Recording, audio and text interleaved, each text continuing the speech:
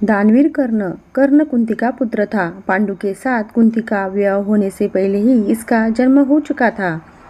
लोक लज्जा के कारण उसने यह भेद किसी को नहीं बताया और चुपचाप एक पिटारे में रखकर उस शिशु को अश्व नाम की नदी में फेंक दिया था।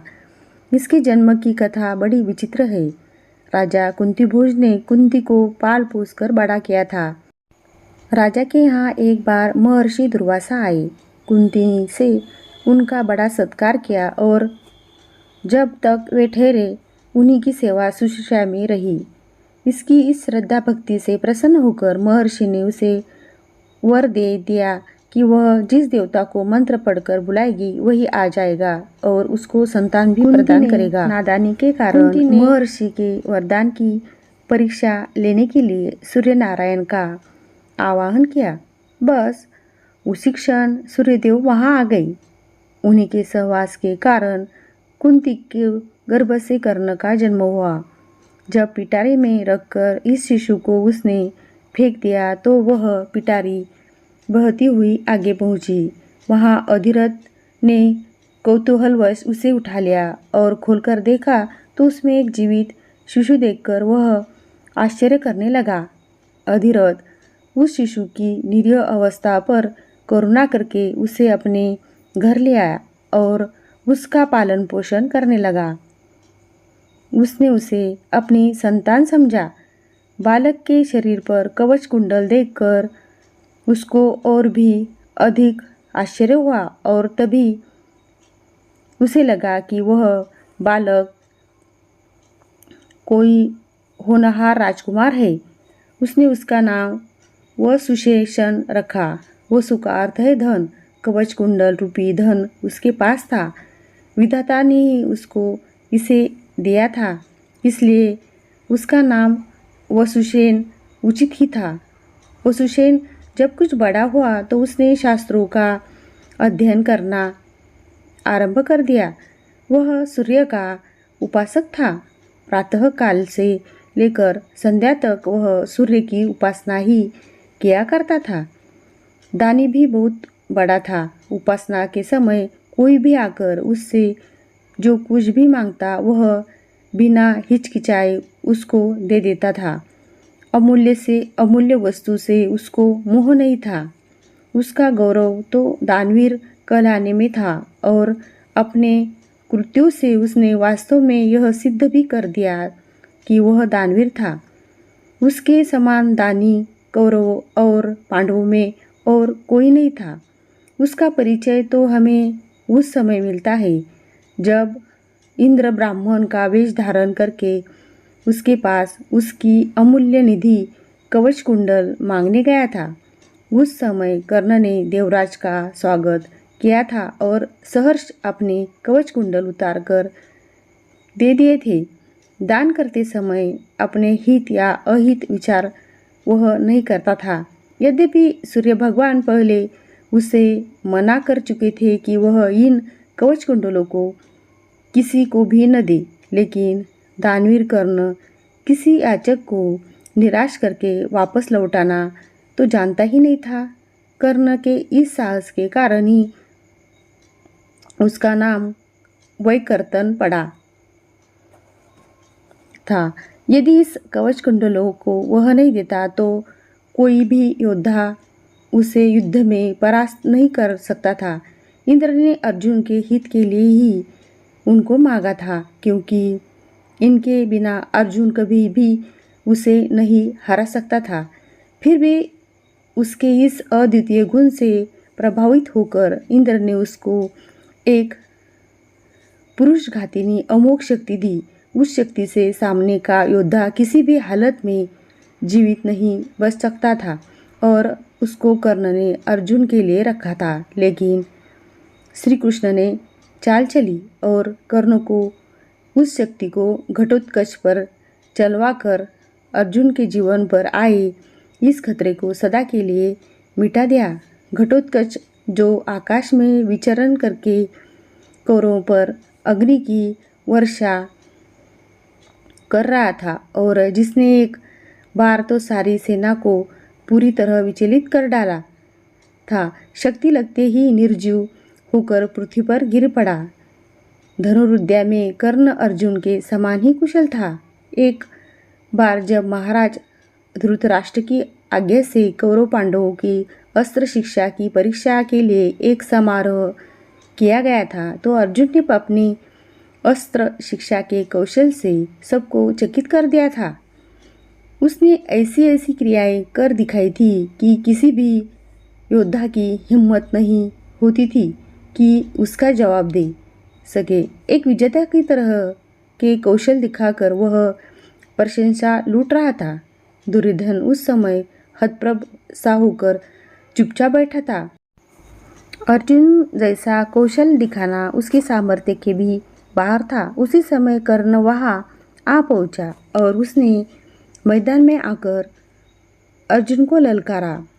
अर्जुन, जिस कौशल के बल पर तू यहाँ सबको चकित कर रहा है और सभी से प्रशंसा लूट रहा है, उसे मैं भी करके दिखा सकता हूँ।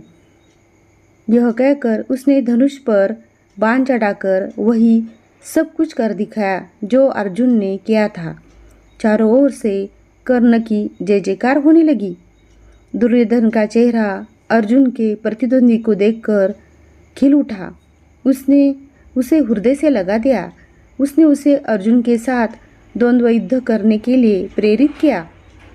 दुर्योधन की बात मानकर उसने अर्जुन को इसके लिए चुनौती दी।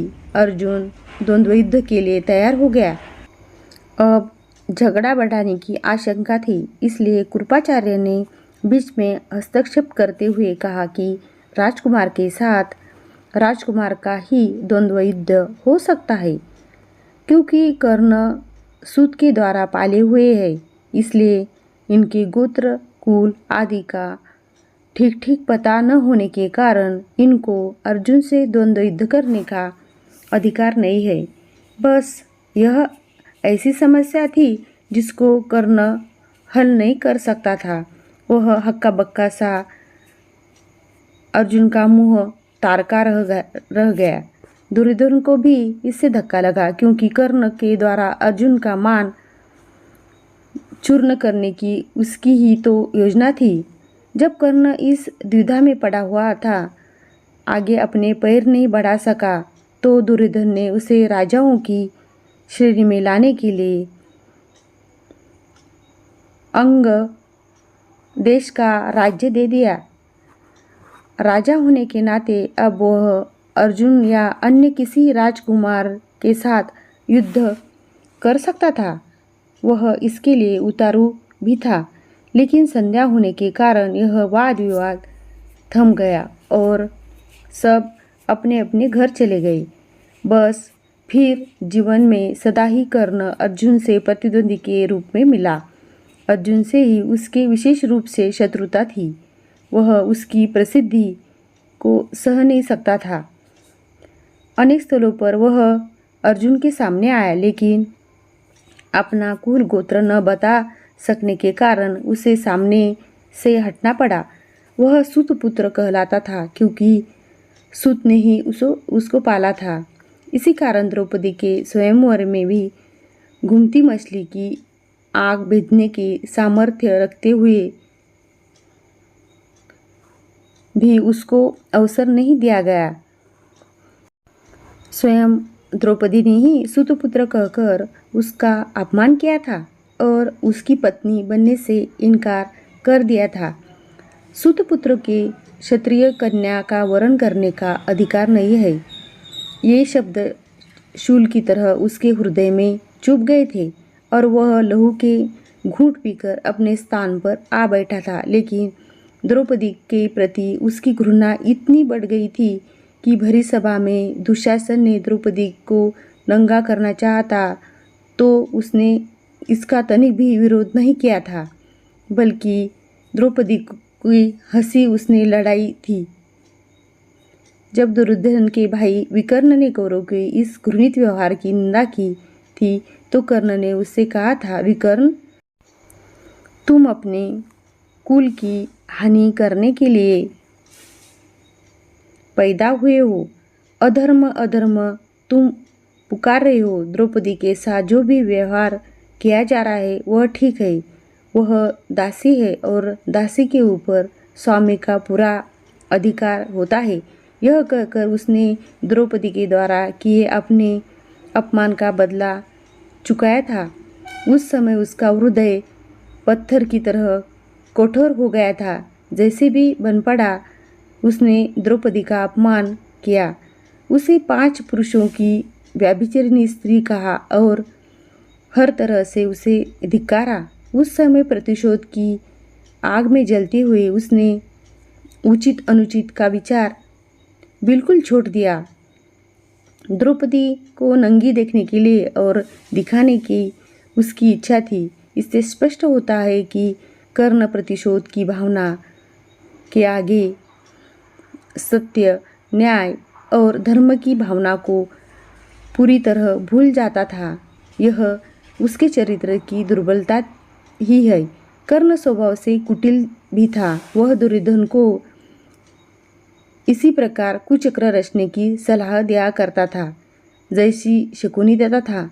जिस समय जुए में हारकर पांडव वनवास के लिए चले गए और द्वैत वन में वे अपना समय काट रहे थे, उस समय कर्ण और शकुनी की बातों में आकर ही दुर्योधन ने अपने परिवार के साथ पांडवों को चिढ़ाने के लिए पहुंचा था। लेकिन यहाँ चित्रसेन नामक गंधर्व से इनका सामना हो गया। भीषण युद्ध हुआ।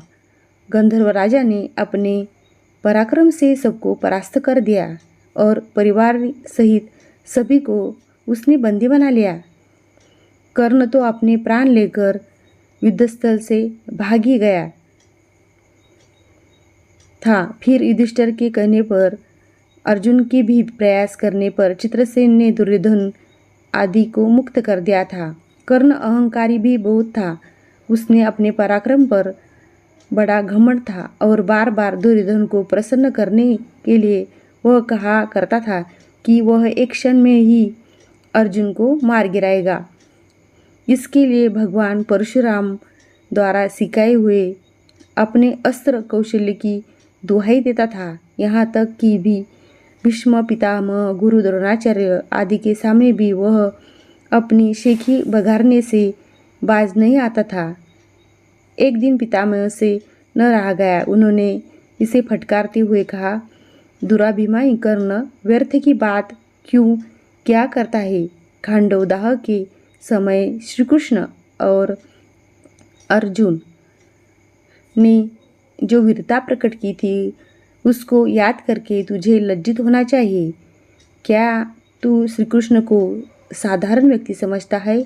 वे अपने चक्र से तेरी इस अमोघ शक्ति को खंड खंड कर देंगे। व्यर्थ दंभ करना एक सच्चे वीर का गुण नहीं है। पितामह की यह बात सुनकर कर्ण क्रुद्ध हो उठा और उसने झल्लाकर अपने शस्त्र फेंक दिए और कहा, पितामह ने सभी के सामने मुझे लज्जित किया है। अब तो इनकी मृत्यु हो जाने पर ही मैं अपना पराक्रम दिखाऊंगा। इसी दुराग्रह के कारण जब तक भीष्म पितामह जीवित रहकर युद्ध करते रहे, कर्ण ने युद्ध में हाथ नहीं बटाया।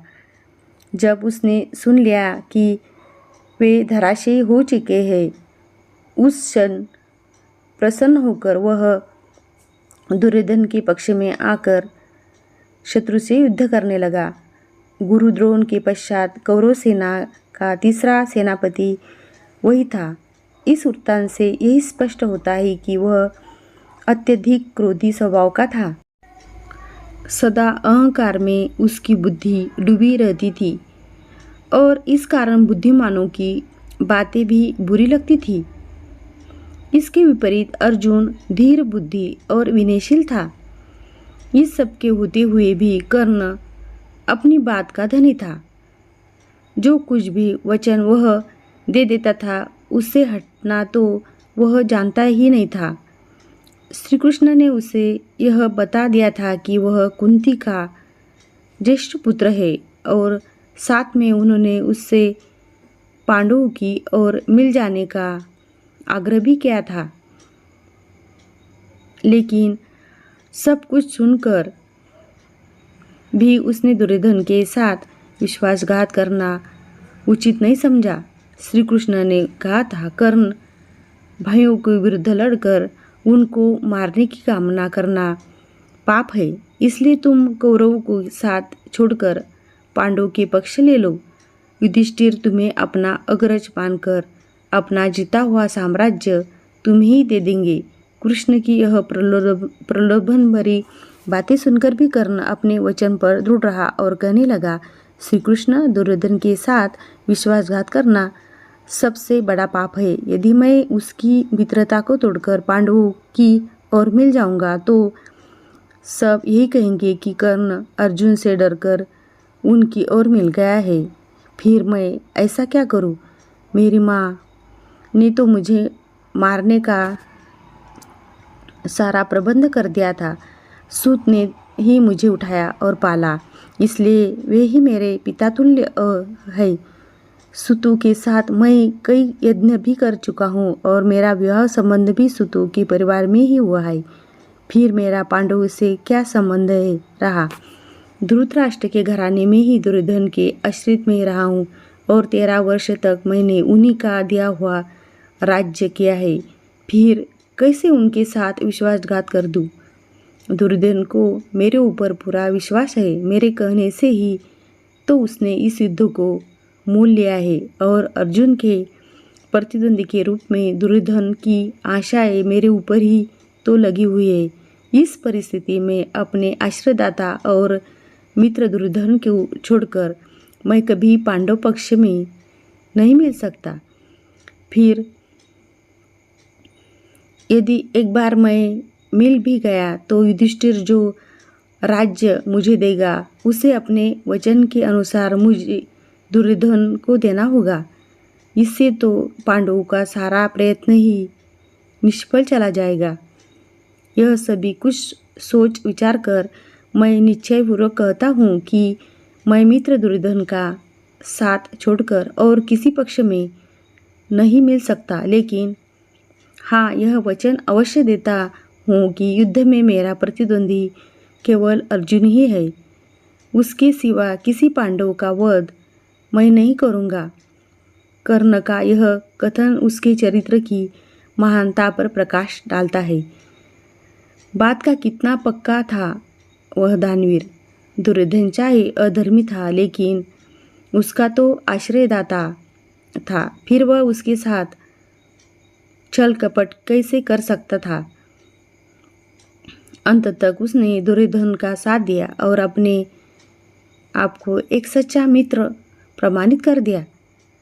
कर्तव्य के प्रति कर्ण पूरी तरह कठोर था। वह युधिष्ठिर तथा अर्जुन की तरह सहृदय नहीं था कि पांडवों के विषय में यह ज्ञात होते ही कि ये उसके भाई है युद्ध करना बंद कर दे। एक बार मन में दृढ़ संकल्प करके उसको पूरी तरह निभाना ही उसके जीवन का उद्देश्य था। दुर्योधन की सहायता करना उसका कर्तव्य था। इससे पांडवों के प्रति जागृत हुआ भ्रातृत्व भाव भी से ही उसे विचलित न कर सका और फिर भी अर्जुन के प्रति कठोर और ईर्ष्यापूर्ण दृष्टि उसकी बनी ही रही। यहाँ तक कि स्वयं माता कुंती ने जाकर कर्ण को अपनी ओर मिलाने की इच्छा प्रकट की थी, लेकिन उस समय भी वह वीर अपने पद से विचलित नहीं हुआ। यह उसके चरित्र की श्रेष्ठता ही है। फिर एक बार कृष्ण के वचन देकर अर्जुन के सिवा अन्य किसी पांडव की और उसने शस्त्र नहीं उठाया। अर्जुन से ही युद्ध करते हुए वह वीरगति को प्राप्त हुआ था। महाभारत युद्ध में उसकी वीरता देखकर स्वयं श्री कृष्ण उसकी प्रशंसा करने लगे थे। कितनी ही बार वह अर्जुन के रथ को पीछे हटा देता था जब तक वह सेनापति रहा। अर्जुन बार बार उसके प्रहारों से विचलित हो उठता था। उसकी समझ में नहीं आता था कि वह कैसे इस परम योद्धा को परास्त करे। अंत में पूरी तरह निराश होकर उसने कृष्ण की और देखा। कर्ण के रथ का पहिया जमीन में धंस गया था। वह उसे निकालने का प्रयत्न कर रहा था। उसी समय कृष्ण के इशारा करने पर अर्जुन ने अन्याय का आश्रय लेकर उसका वध किया, नहीं तो उस वीर को मारना बहुत कठिन था। फिर यदि उसके हाथ में इंद्र की वह अमोघ शक्ति होती तो फिर उसको कोई भी पराजित नहीं कर सकता था, और यह निश्चय था कि वह अर्जुन का वध करके विजय का शंख फूंक देता। लेकिन विधाता की यही गति थी। अमोघ शक्ति को वह पहले ही घटोत्कच पर चला चुका था। अब उसके पास विशेष अस्त्र कोई नहीं था, फिर भी बड़ी कठिनाई से अर्जुन ने उसे मार पाया था। महाभारत में जहाँ भी उसके पराक्रम का वर्णन आया है, वहाँ अर्जुन के बराबर ही उसको पराक्रमी माना गया है, और था भी वह इतना ही पराक्रमी। कर्ण के पराक्रम में धब्बा लगाने वाली एक बात यह है कि वह कपटी भी था। वह सदा सत्य और न्याय का ही आश्रय नहीं लेता था। उसने अल्पवयस्क राजकुमार अभिमन्यु का चक्रव्यूह के भीतर औरों के साथ मिलकर वध किया था। उसने उसको धनुष्य को काट गिराया था, और फिर उस निहत्थे बालक पर 6 महारथियों ने मिलकर आक्रमण किया था, जिनमें से एक वह भी था।